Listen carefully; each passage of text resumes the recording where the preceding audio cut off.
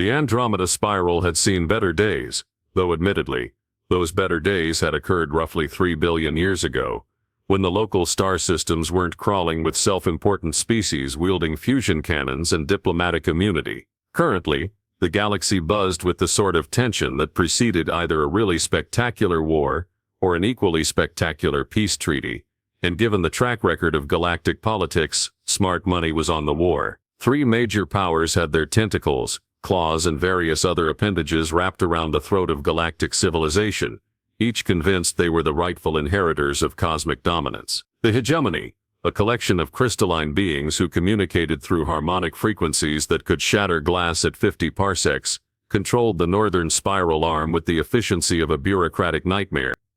They believed in order, structure, and the sort of meticulous record-keeping that would make an accountant weep tears of joy. To the south, the collective had established what they generously called a voluntary alliance of conquered species, led by hive-minded arthropods, who possessed the charming habit of dissolving their enemies in digested acids. They preferred the direct approach to diplomacy. Their philosophy could be summarized as join us willingly, or become nutrients involuntarily. The eastern sectors belonged to the Empire, ruled by a species of energy beings who had transcended physical form and now spent their immortal existence arguing about whose turn it was to subjugate lesser races. They considered themselves the galaxy's intellectual elite, which was particularly amusing considering they'd spent the last millennium in a heated debate about whether purple or violet better represented their imperial magnificence. And then there were the humans. Oh, the humans. Those delightfully primitive bipeds, who had somehow managed to spread across several dozen star systems despite possessing technology that the 3 major powers considered quaint at best. The galactic community viewed humans the way a sophisticated wine connoisseur might regard a particularly enthusiastic toddler with a juice box, adorable in their earnestness, but hardly worth serious consideration. Humans had this unfortunate tendency to exist in strategically important locations, like particularly stubborn weeds growing in the galaxy's most valuable real estate. They established colonies on worlds rich in exotic minerals, built trading posts at crucial hyperspace junctions, and generally planted their colorful flags wherever the universe's more sophisticated species would prefer to plant their own considerably more impressive banner. Colony designation XK-739, which the humans had whimsically named New Haven, with typical human optimism, sat at the convergence of 3 major trade routes. The planet possessed abundant deposits of quantum-stable crystals, fertile agricultural zones capable of feeding entire fleets, and perhaps most importantly, a population of roughly 200,000 humans who remained blissfully unaware that their world had become the galaxy's most coveted prize. The maintenance tunnels beneath New Haven's primary spaceport hummed with the sort of mechanical symphony that spoke of well-oiled machinery and regular upkeep. Deep in these tunnels, a lone human figure hunched over a control panel, methodically checking power couplings with the dedication of someone who actually cared whether the lights stayed on. This individual possessed the sort of unremarkable appearance that allowed them to blend seamlessly into any crowd, medium height, practical clothing, and hands that spoke of years spent coaxing reluctant machinery back to life. The human paused, wiping grease-stained fingers on an already impressively stained work shirt, and squinted at a diagnostic readout that suggested the spaceport's primary fusion reactor was developing what could charitably be described as personality issue. 3 months of intermittent power fluctuations had culminated in a reactor that now hummed Barry Manilow songs at frequencies that registered on long-range sensors. The manufacturer's warranty, naturally, had expired roughly 5 minutes after installation. Above ground, the citizens of New Haven went about their daily routines with the sort of determined normalcy that characterized human civilization throughout the galaxy. They sold vegetables in markets, attended community meetings to argue about sewage treatment, and complained about the weather with the passionate intensity that their species brought to all endeavor. None of them suspected that 3 separate alien fleets had spent the past 6 months positioning themselves for what promised to be either the galaxy's most civilized conquest or its most spectacular 3-way collision. The hegemony's crystalline dreadnoughts materialized first, emerging from hyperspace with mathematical precision that would have impressed even the universe's more pedantic physics professor. 47 ships arranged in perfect geometric patterns, each one broadcasting harmonic frequencies that announced their peaceful intentions to liberate New Haven from the burden of self-governance. The collective's bioships followed moments later, their organic hulls pulsing with bioluminescent patterns that translated roughly to "surrender now, and we'll make your absorption relatively painless." 63 vessels that looked less like spaceships and more like someone had convinced deep-sea creatures to develop a fondness for interstellar travel. The Empire's energy constructs appeared last, manifesting as geometric impossibilities that hurt to look at direct. 31 ships that existed in several dimensions simultaneously, broadcasting their traditional greeting. Prepare to experience the enlightenment of Imperial rule, whether you want to or not. In the maintenance tunnels, the lone human felt the subtle vibration as 3 separate fleets achieved orbital synchronization above New Haven. The diagnostic panel cheerfully announced that the fusion reactor had now progressed to singing show tunes, while the primary atmospheric processors had developed what appeared to be a gambling addiction. The human sighed, reached for a wrench and prepared to fix another day's worth of mechanical dysfunction, blissfully unaware that the galaxy's 3 most powerful civilizations had just arrived to settle their differences using New Haven as the battlefield.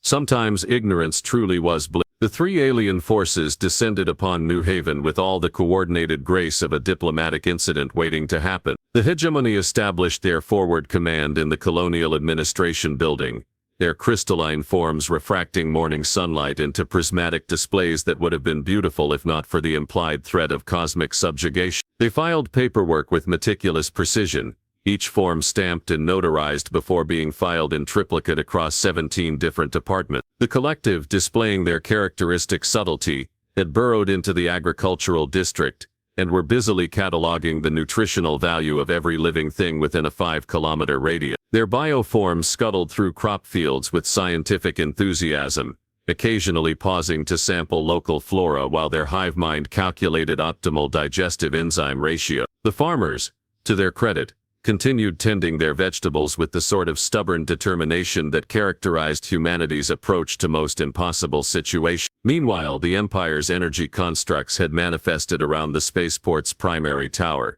where they engaged in heated philosophical debates about the proper methodology for enlightening primitive civilization. Their discussions created localized reality distortions that made nearby electronics display error messages in languages that hadn't been invented yet. The human population responded to this multi-species occupation with typical human adaptability. The mayor called an emergency town meeting to discuss proper protocols for hosting 3 separate alien invasions simultaneously. The local merchants began calculating exchange rates for crystalline currency, biomatter, and pure energy. Children collected alien artifacts with the same enthusiasm their grandparents had once reserved for bottle caps. In the maintenance tunnels, the lone human finally convinced the fusion reactor to abandon its musical ambitions in favor of actually producing power. This victory proved short-lived when the atmospheric processors began composing haikus about industrial efficiency. The diagnostic panel cheerfully announced that the waste management system had developed existential anxiety about its purpose in the cosmic order. The human emerged from the tunnels to discover New Haven had transformed into a 3-way standoff between galactic superpowers, each maintaining careful politeness while positioning weapons capable of sterilizing continents. The situation possessed all the stability of a house of cards balanced on a particularly neurotic cat. The first direct confrontation occurred at Henderson's hardware store, where old Henderson had been selling nails and paint to colonial settlers for 37 years. A hegemony administrative drone arrived to inspect the premises for structural compliance with galactic safety standards, only to find a collective bioform already cataloging the store's inventory as potential construction materials/emergency food supply. Henderson, a grizzled veteran of humanity's expansion phase who had seen stranger things than aliens arguing over building supplies, continued pricing lumber while the 2 species engaged in what could charitably be described as interspecies negotiation. The hegemony drone clicked and chimed in mathematical harmonies, while the collective bioform responded with pheromone releases that smelled faintly of rotting cabbage and bureaucratic frustration. The human maintenance worker observed this diplomatic dance while testing the hardware store's power grid, which had begun displaying symptoms of what appeared to be technical depression. The situation escalated when an Empire energy construct manifested between the arguing aliens, announcing its intention to elevate this crude material exchange facility to a higher plane of commercial enlightenment. Henderson looked up from his lumber calculation, studied the three alien representatives with the same expression he typically reserved for customers asking about store credit, and delivered his verdict. You boys can argue all you want, but nobody's buying anything until you figure out who's actually in charge here. I don't take three different currencies for the same merchandise. This reasonable business position triggered what historians would later classify as the New Haven incident, though at the time it felt more like watching three cosmic powers discover that humans possessed an alarming tendency to treat galaxy-spanning empires like particularly persistent door-to-door salespeople. The hegemony drone began broadcasting emergency harmonics calling for administrative backup. The collective bioform released stress pheromones that attracted every flying insect within 50 kilometers. The Empire construct started glowing with indignant energy that made nearby streetlights explode in sympathy. The human maintenance worker watched this escalating chaos while mechanically testing power coupling, wondering if the universal translator was malfunctioning or if three advanced civilizations were actually having a territorial dispute over the right to purchase overpriced screws and paint thinner. The diagnostic panel helpfully announced that the local communication array had begun composing epic poetry about the futility of interstellar commerce. Then the shooting started, not the careful precision energy discharges that characterized civilized galactic warfare, but the sort of panicked wild firing that occurred when three nervous armies realized their perfectly planned occupation had somehow devolved into a hardware store standoff. Crystalline weapons created geometric patterns in the air that would have been mathematically elegant if they weren't trying to disintegrate everything within their targeting solution. Biocannons launched corrosive projectiles that ate through concrete while calculating the mineral content of everything they dissolved. Energy weapons created localized reality tiers that made the laws of physics file formal complaint. The human population responded with characteristic resourcefulness, taking cover behind whatever substantial objects they could find, while the three galactic powers discovered that fighting a three-way war in a confined space created tactical problems that weren't covered in any military manual. Henderson barricaded himself behind a wall of concrete mix bags, muttering about customers who couldn't make up their minds about purchases. In the growing chaos, the maintenance worker made a decision that would have profound consequences for galactic history. They decided to fix the problem. Not the diplomatic crisis or the three-way alien war, but the immediate technical issue of keeping New Haven's infrastructure functional while three advanced civilizations used the colony as target practice. This modest goal would prove significantly more challenging than anticipated, particularly when the spaceport's primary shield generator began displaying signs of what could only be described as performance anxiety. The human grabbed a toolkit and headed toward the epicenter of the conflict, muttering about overtime pay and wondering if the colonial administration's insurance policy covered acts of intergalactic warfare.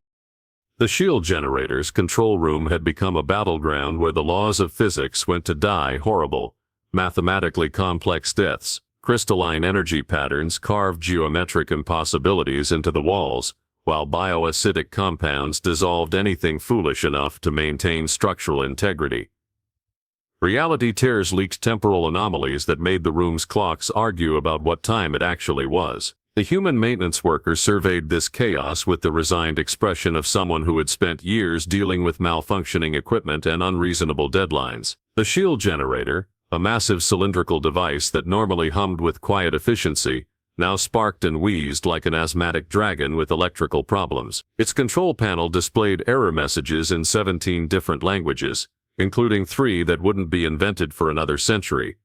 Outside, the three-way war had expanded beyond Henderson's hardware store to encompass most of New Haven's commercial district. The hegemony forces had established defensive positions behind mathematically perfect barrier walls that somehow managed to be both impenetrable and aesthetically pleasing. Their weapons created crystalline lattices of destruction that carved the surrounding buildings into abstract art installations, though the aliens seemed genuinely apologetic about the property damage. The collective's bio-warriors had adapted with typical efficiency, their forms shifting and evolving in real time to counter whatever weapons their enemies deploy. They flowed through the streets like a living tide of adaptive nightmare fuel, pausing occasionally to catalog the nutritional value of destroyed infrastructure. Their organic ships hovered overhead, occasionally dropping reinforcement pods that hatched into creatures that looked like someone had asked a fever dream to design military equipment. The Empire's energy constructs fought with the sort of detached superiority that characterized beings who considered physical matter a temporary inconvenience. They manifested weapons that existed in multiple dimensions simultaneously,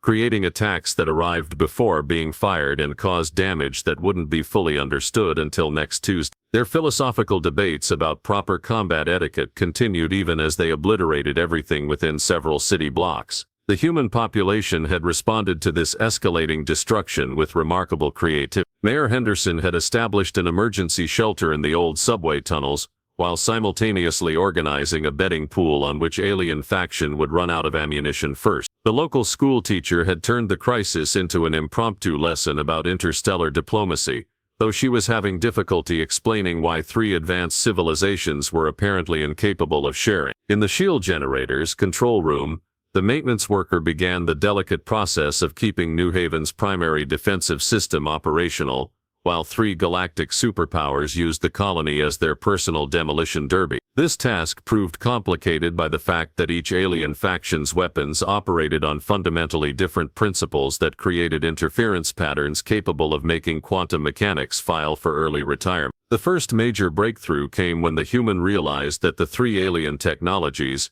while individually sophisticated beyond measure, had never been designed to operate in proximity to each other. The hegemony's crystalline matrices disrupted the collective's bioelectrical fields, which in turn created feedback loops in the Empire's energy construct. The result was a 3-way technological conflict that would have been fascinating to study if it wasn't currently trying to unmake reality at the subatomic level. The human began systematically exploiting these incompatibilities, with the sort of methodical precision that characterized their species' approach to problem solving. A few carefully placed modifications to the shield generator's frequency output created harmonic resonances that turned the hegemony's perfect geometric attacks into chaotic noise. Strategic power rerouting through the colony's communication array caused the collective's adaptive bioforms to receive conflicting evolutionary signals, leaving them frozen in recursive adaptation loop. Targeted electromagnetic pulses convinced the Empire's energy constructs that local spacetime was experiencing technical difficulties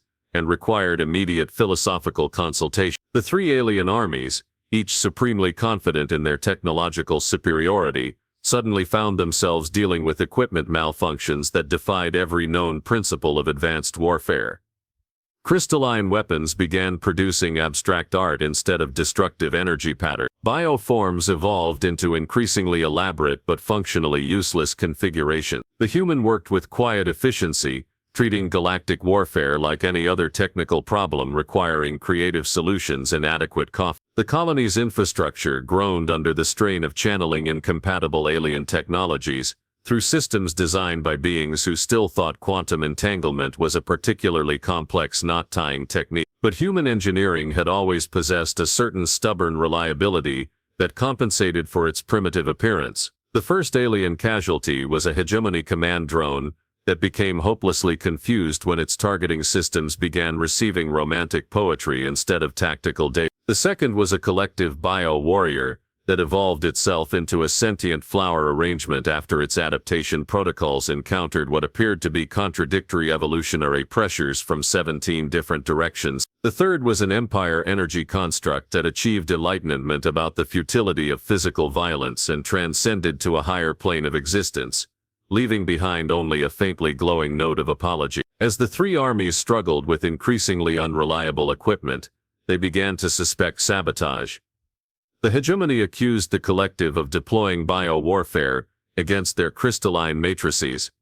The collective blamed the Empire for reality manipulation attacks on their evolutionary system. The Empire announced that both their opponents were clearly using primitive matter-based interference to disrupt their higher-dimensional combat forms. The accusations escalated into a diplomatic crisis that made the original hardware store standoff look like a minor disagreement over lunch plan. Each faction demanded immediate explanations from the others, while simultaneously attempting to adapt their tactics to counter whatever imaginary superweapons their enemies were supposedly deploying. The three-way war devolved into a three-way argument about who was cheating, conducted with increasingly destructive weapons that worked less effectively with each passing minute. The human maintenance worker observed this development while fine-tuning the colony's defensive systems, occasionally pausing to prevent the fusion reactor from joining a philosophical discussion about the nature of controlled nuclear reaction. The diagnostic panels cheerfully announced that New Haven's infrastructure had achieved a state of technological enlightenment previously thought impossible, though they remained somewhat vague about what exactly this meant for the monthly utility bill. Outside, the three most powerful civilizations in the galaxy continued destroying each other with weapons that increasingly resembled abstract performance art rather than military hardware, while the human who was supposed to be their victim quietly ensured that New Haven's light stayed on. The end began with what the hegemony's official reports would later classify as a catastrophic cascade failure of unprecedented mathematical impossibility, though in reality it started when their primary command ship's crystalline matrix began playing elevator music at frequencies that made nearby space-time feel vaguely embarrassed about its lack of rhythm. The human maintenance worker had spent the past hour fine-tuning New Haven's Q-array to broadcast what the aliens interpreted as sophisticated counterintelligence signals, but which was actually the colony's automated weather reports, translated through 17 different universal translator protocols. The result was a data stream that convinced each alien faction they were facing an enemy of incomprehensible tactical genius, who somehow managed to weaponize meteorological prediction. The hegemony's crystalline commanders huddled around their tactical displays, trying to decode weather forecasts that their quantum computers insisted contained multi-layered strategic deception. Partly cloudy with a chance of rain became tactical obscurement with probability of resource depletion. Winds from the southwest at 15 kilometers per hour, translated as flanking maneuver from designated approach vector with moderate offensive capability. The collective's hive mind processors, meanwhile, had concluded that the weather reports were actually complex biological warfare instructions designed to trigger evolutionary responses in their bioform. They began adapting their warriors to counter meteorological threats that existed only in their increasingly paranoid collective imagination. Bio-soldiers developed umbrella-like appendages to defend against hostile precipitation,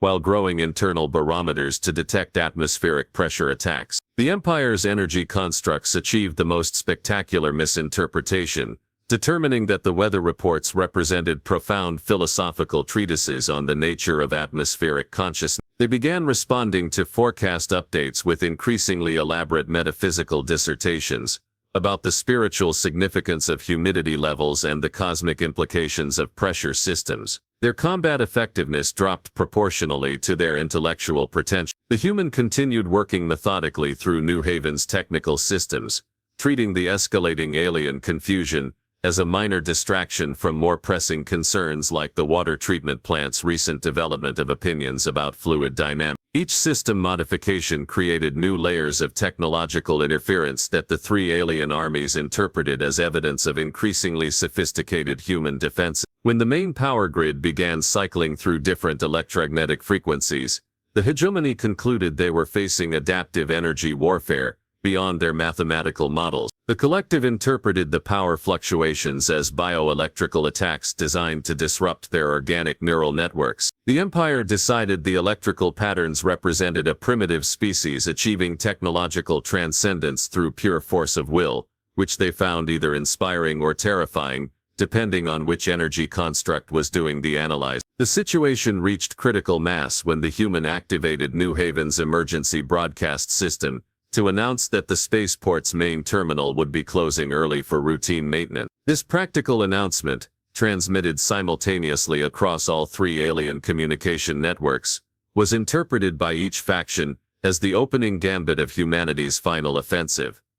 The hegemony's response was mathematically perfect and tactically disastrous. They deployed their most sophisticated weapons in precise geometric patterns designed to counter what they believed was an imminent human attack. These weapons, calibrated to destroy targets that existed only in their crystalline calculations, instead created beautiful but entirely useless light shows that made the surrounding area look like a particularly expensive fireworks display. The collective launched every bioform in their arsenal, convinced that humanity's announcement represented the beginning of a coordinated evolutionary assault. Their warriors swarmed across New Haven in perfect biological harmony, adapting to counter threats that weren't actually present while ignoring the real source of their equipment malfunction. They evolved specialized defenses against imaginary human technologies, becoming increasingly elaborate and decreasingly functional with each adaptation. The Empire's energy constructs achieved philosophical enlightenment about the futility of physical warfare,